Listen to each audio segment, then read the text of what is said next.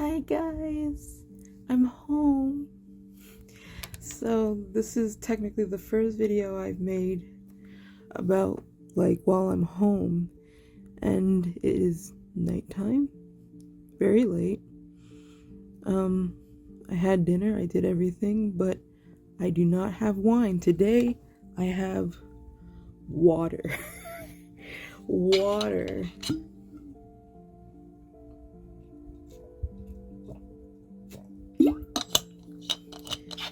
And not that much, but at least it's cold. So today I thought I knew exactly what I want to talk about, and I was meditating for hours right before bed yesterday. I was like, what am I going to talk about now? I've talked, but talking about things. I have video ideas for sure, but that requires me to actually draw. And I'm still trying to just get in the habit of showing up every day on this channel. So I'm trying to figure out ways to make it as easy as possible. And one of the best things that I could talk about that is relevant to my life right now is spirituality and art. Stay with me here.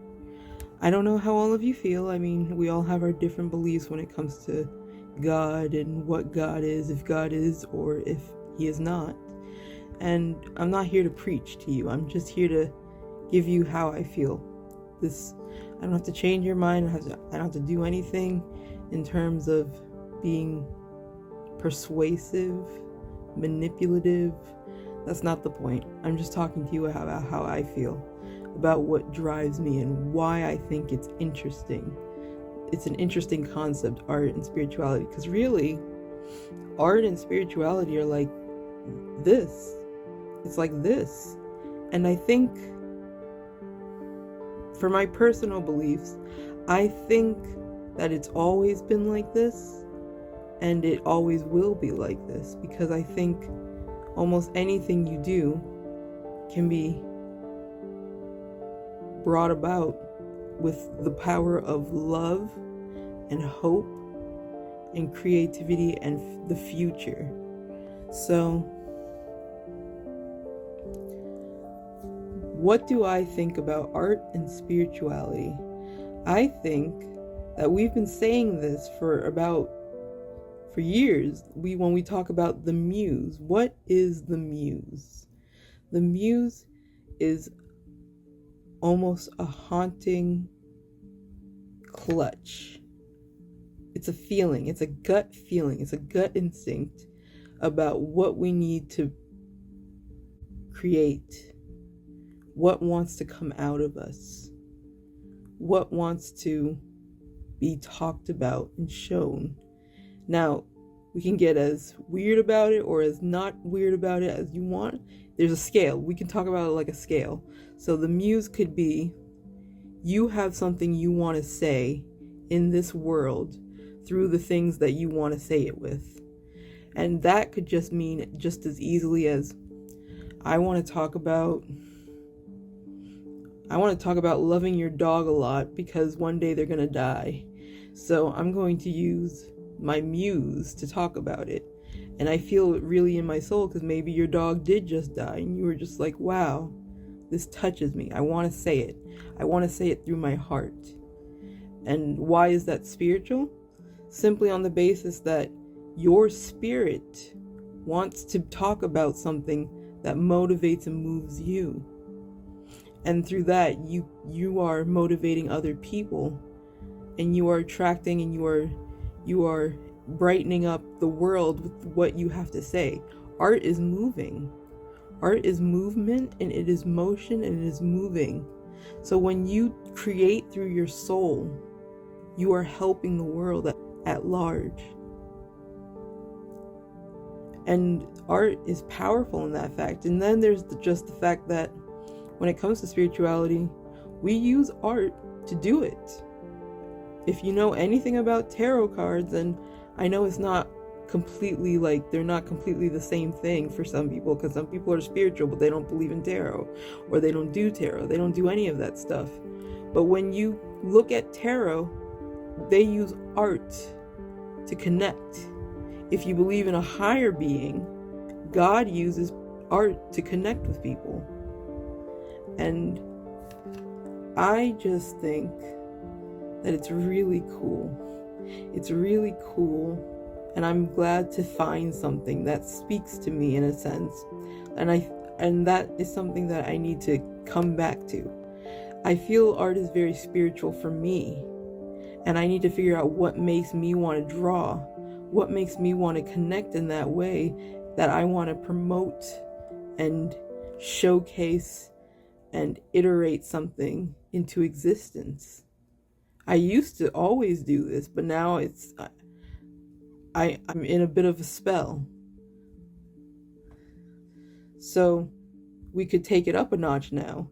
So how else is art spiritual? How else is spirituality and art connected? Well, you can either be connected through what you want to do and pursue in your heart because of something that happened to you in this world, or something that you feel deeply about in this world. Or we can take it to the next extreme. Something wants to create through you. Something wants to create through you. So now we're getting into the, there's a scale. There's a scale of crazy. There's a scale.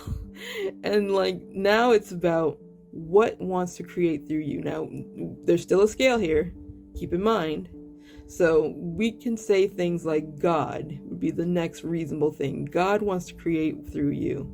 So God wants to create something through you. So he put you on this earth to do something.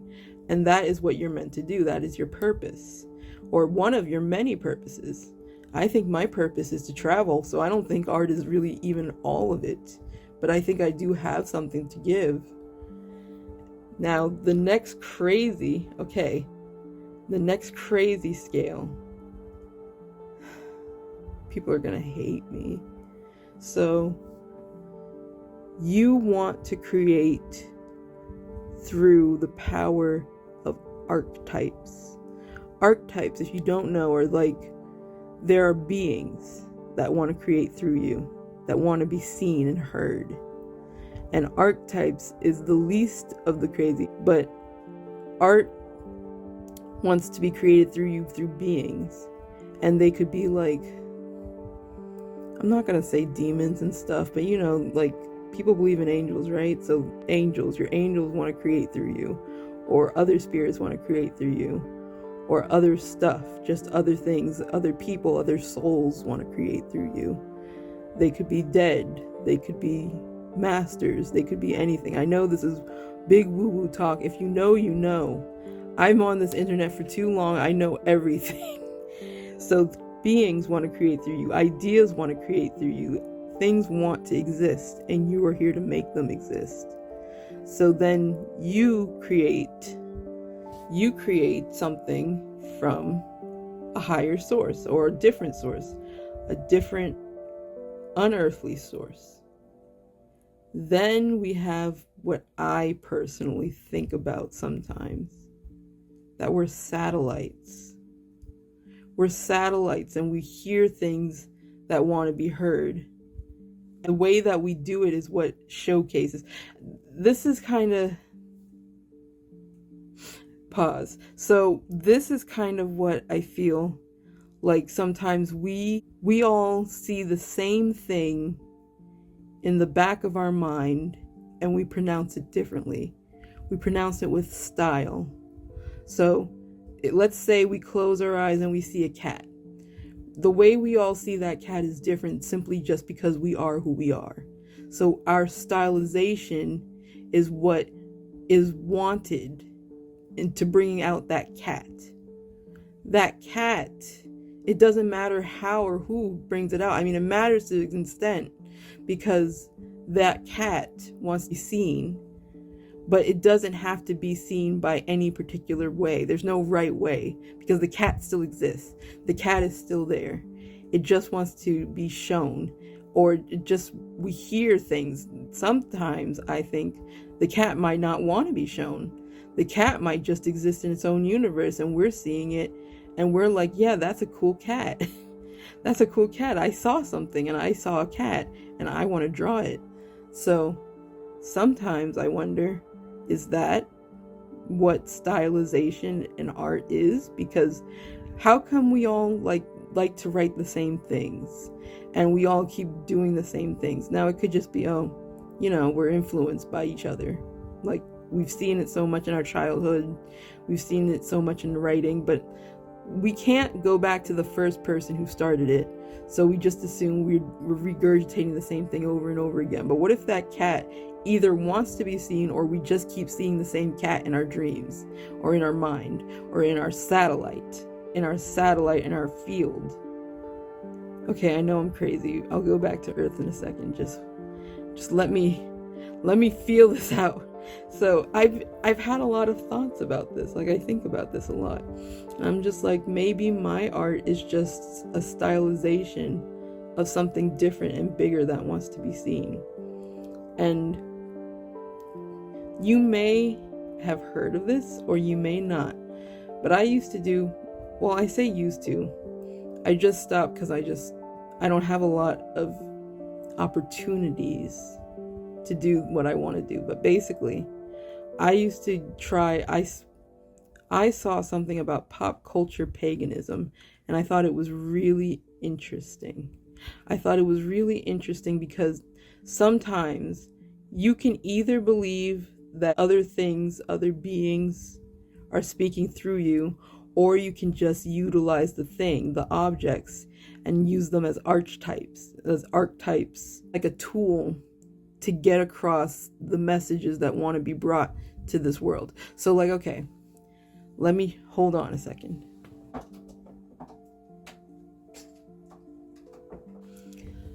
All right, I'm back. So let me show you the goodies I have. I have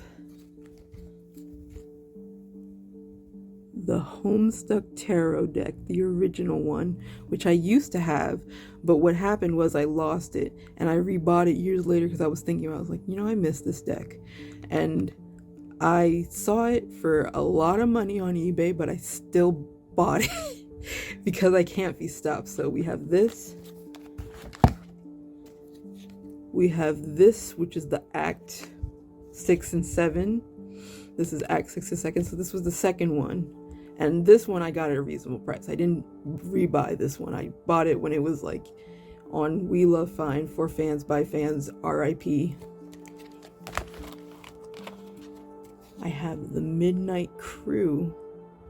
Like, this isn't a tarot deck. This is playing cards, but I've always wanted it, and I saw it, like, it was always sold out on For Fans by Fans, and it was like, where is it? I want it. Give it to me. And I still use this when I'm divining and stuff. I still use this. I just don't use it that often, but I still use it, and I use it like an oracle cards, basically. I forgot one more thing. Hold on. Okay. And this one is the Homestuck tarot deck that I got from Etsy. And I saw this and I was like, I'm gonna get this to feed my need, which is to have every Homestuck tarot deck that exists. I don't care. It was fair. It was a fair price. I like it. The art is different, but I like it. And it's not an official tarot deck from Homestuck, but it's still good.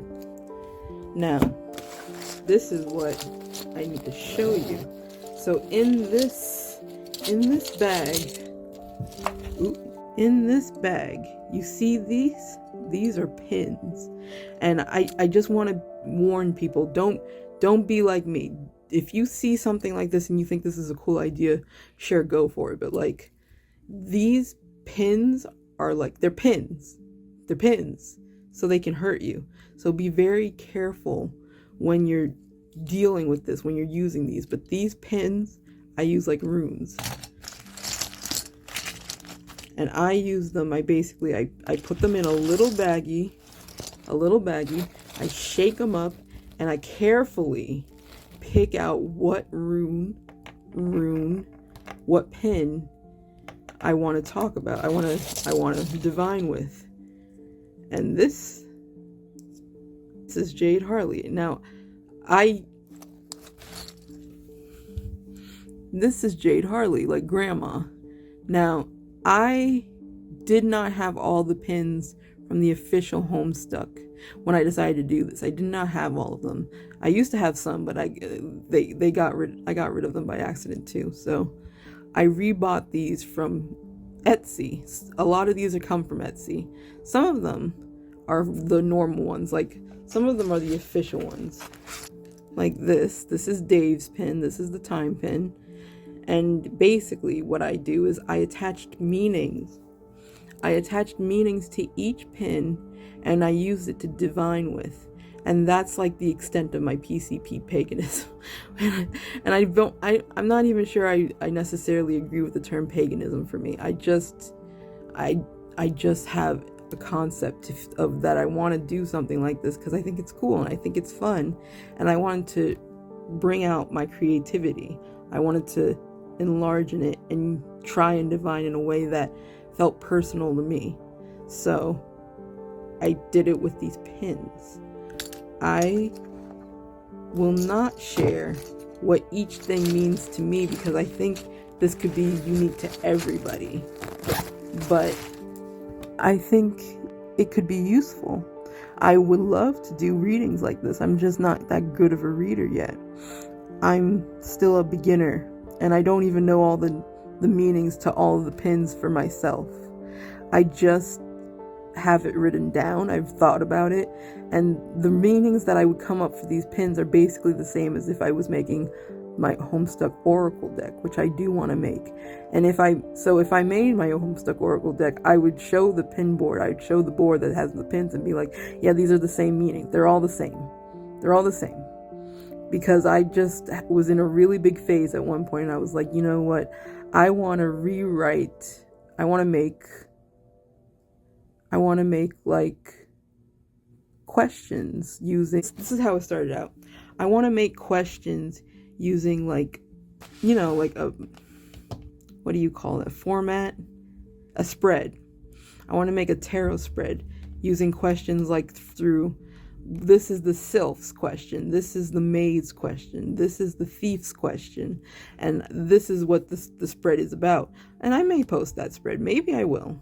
But it was just, that's how it started. And then my friend was like, you could make an oracle deck using these questions. And I was just like, maybe. I never knew what to do with them because I saw someone do that once, and I kind of re-edited it because I thought a lot of the questions looked the same from that person. So I did it myself, and I just never posted it anywhere. I just made it for myself, and I never used it even. I didn't use it.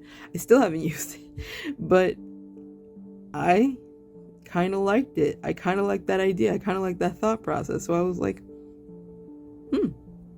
okay, I'll do that. The only problem with my is that when I decided to really commit to all these cards, and when I decided to come up with ideas for everybody, it turned out to be like over 100 cards. And I will put down below what number of cards that it ended up being a part of this oracle deck that I wanted to make. And it was a lot. It was a lot, and I hate myself because I want to draw it, and I don't like drawing. I don't want to draw, but now I need to draw it, and it's just like, damn. So if this interests you, if you like the idea, comment, and I will think about it. I might make a GoFundMe or something. I might look into it. But there's one thing that I need to tell you, and like, this is why it would be a lot. So hold on. Whew, I'm back. So I want to make it like this deck. And if you know, you know, but look at what this is doing. Okay, you can't see it.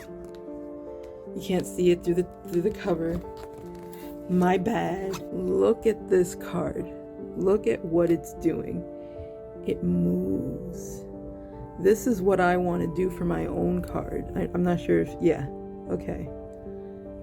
It's a little hard to see, but it's moving. It's I don't remember the name of it, but it's one of those cards that are like plastic and the image moves when you turn it a certain way. I want to do that too, because I think that would be a really neat way to do reversals. I just haven't gotten anybody to answer my question on how many degrees can you make a car go for it to, can you make it go 180 degrees and then it changes? That's my thing. I think that would be really cool. And that is one reason why I am. Remember those 100 and something plus cards? Now that's 200 images. 200. And that's a lot of work for one person to do. And I am stupid. I am dumb. I am dumb as bricks. And I don't know how to stop. This is just the sort of concept that I have, and I'm just like, just because you can think doesn't mean you have to do it. You have to be a stupid bitch doesn't mean you actually have to be a stupid. But that is one very big idea that I have that I would like to do. And why? Because I really think that I could do something very good with my abilities, because now I'm going to go back to art. Every type of thing that comes with divination and spirituality and all the religions and stuff, art was always a big part of that. Art is about showcasing the best of humanity and the best of what we have, even when we're doing something bad. Like, even when we're showcasing the worst of humanity, we're still doing something positive. And I think that's the power that an artist makes. I mean, a lot of people who are artists are political. I mean, a lot of people are political, but artists, in respect to like how it always has been in the past, has been political a lot of the time, and it can be used to change things and to shift things the way and mold things. And I think that's pretty neat. Even if I don't think of my art that way, it could technically still be that way. And in some ways it is, like, especially with writing. I mean, writing is just basically dumping all the information you've learned as a human being into a picture, into a word, into a story, into a book. And you have a lot of power with your word because you have knowledge, and knowledge is power, or whatever. That's what they say. And even if I don't agree with it, like in the sense of, oh, knowledge is power, go to school. Knowledge is power because you can learn, and you can learn from anything. And once you've learned, then you can redistribute it and process it into something bigger and greater. So that's kind of what I see when it comes to art. So, I mean, I've said pretty much everything I've wanted to say. I feel this was a little bit chaotic, this video, but I tried. I'm sorry if I'm weird. I just really like stuff thinking like this. Like, I like thinking of this stuff. I'm a very theist person. Atheism just isn't for me. And I like to believe in things, and I like to believe in a lot of things, and I like to learn about this sort of stuff. So if you're interested in more videos like this, then tell me and I'll do it. But if you're not, that's cool too. I'm probably not going to do this a lot, other than if I do make those decks and I'm like, okay, I'm going to talk about those decks. But I don't really think I have a lot to say. I mean, I do have things to say, but I don't have that much more to say, other than I think the world we live in has great potential to be amazing. And I want artists to capitalize on their power. And that's that. Bye.